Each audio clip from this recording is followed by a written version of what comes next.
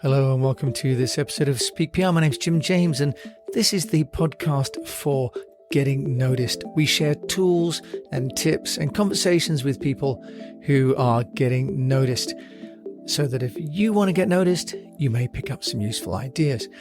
Now, one of the ideas that I want to share today was just the power of words, the power of speech. And the reason this has been driven home is that after a 4-year period of speech being used really for a fair degree of division and hatred in America, we had the joys of listening to Amanda Gorman's poem yesterday. At the inauguration, it was a star-studded cast full of spectacle and full of symbolism. Now, obviously, this is important in light of the events just last week on Capitol Hill and America's desire and need to kind of retake center stage as being the home of democracy and free speech. Now, obviously, people couldn't attend, so what the inauguration committee had done was to put some 200,000 flags representing the 56 American states and territories down in the avenues there, so that looking out towards George Washington and the obelisk, you could just see a sea of American flags, which of course were lit as the evening came on. Fantastic music and singing from Lady Gaga and Garth Brooks, making it all inclusive. And the person that really stole the show, of course, was Amanda Gorman, the new poet laureate, who's only 22 years old. The reason I wanted to flag her was because she really illustrated the hopes and dreams of America, but also from a public relations point of view, she has really shown the power of speech. We get very tied up in social media and in images and videos and so on. And while she was wearing this amazing yellow jacket, and she's obviously a young and vibrant woman, it was the power of her words and the metaphors that she used and the delivery that I think have resonated around the world, because whilst America was impacted by the last 4 years of political division, the whole world has been struggling under the COVID-19. So her idea of finding hope and finding light through this darkness is something that resonated globally.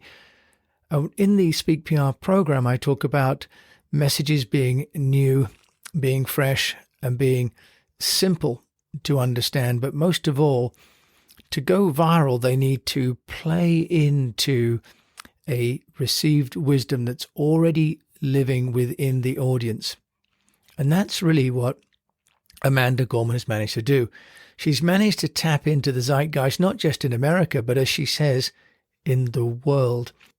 So the reason for sharing this poem is not only is it uplifting and inspirational, but it also, from a public relations point of view, gives us some ideas about the importance of messaging and about inspiration as leaders at this time.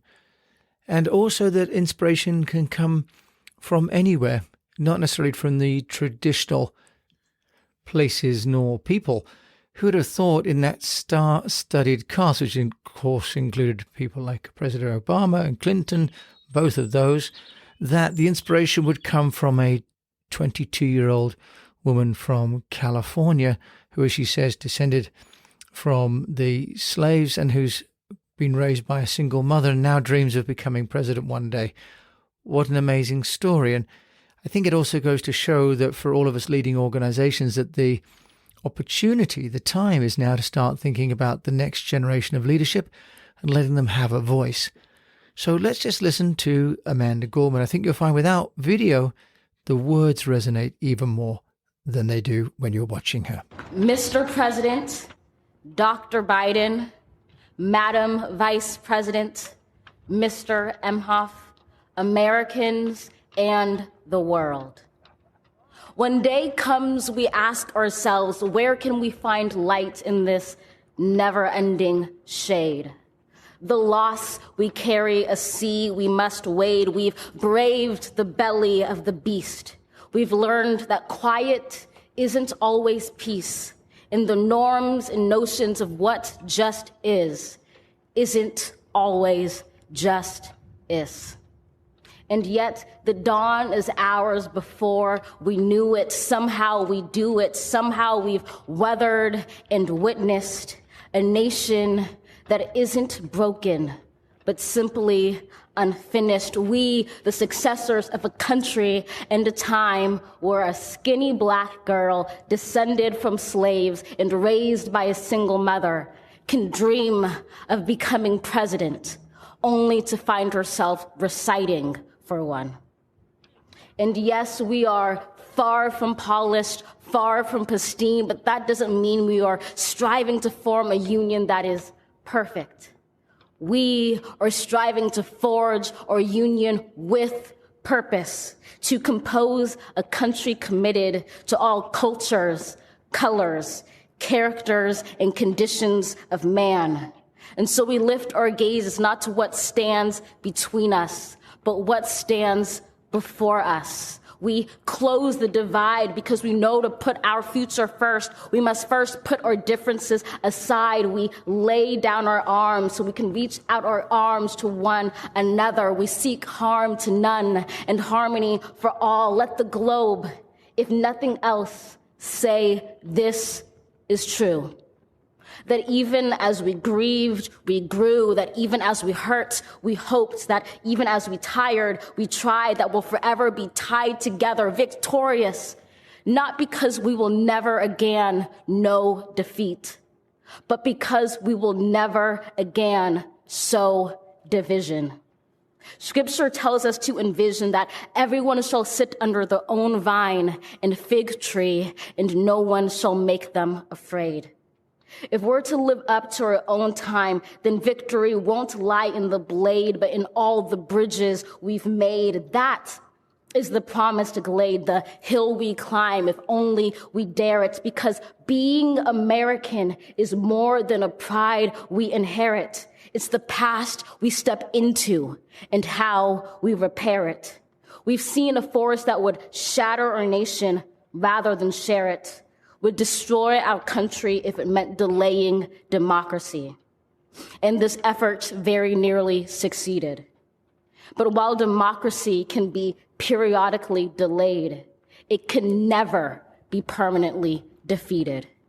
In this truth, in this faith we trust, for while we have our eyes on the future, history has its eyes on us. This is the era of just redemption. We feared it at its inception. We did not feel prepared to be the heirs of such a terrifying hour, but within it we found the power to author a new chapter, to offer hope and laughter to ourselves. So, while once we asked, how could we possibly prevail over catastrophe?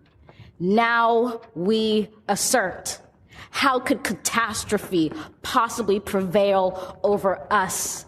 We will not march back to what was, but move to what shall be, a country that is bruised but whole, benevolent but bold, fierce and free. We will not be turned around or interrupted by intimidation, because we know our inaction and inertia will be the inheritance of the next generation. Our blunders become their burdens. But one thing is certain. If we merge mercy with might and might with right, then love becomes our legacy and change our children's birthright. So let us leave behind a country better than the one we were left. With every breath from my bronze-pounded chest, we will raise this wounded world into a wondrous one. We will rise from the gold-limbed hills of the West. We will rise from the wind-swept Northeast, where our forefathers first realized revolution. We will rise from the lake-rimmed cities of the Midwestern states. We will rise from the sun-baked South. We will rebuild, reconcile, and recover in every known nook of our nation, in every corner called our country. Our people, diverse and beautiful, will emerge battered and beautiful. When day comes, we step out of the shade, aflame and unafraid. The new dawn blooms as we free it. For there is always light if only we're brave enough to see it, if only we're brave enough to be it. So needless to say, massive applause from around the world for Amanda Gorman, both as a person and with her messaging.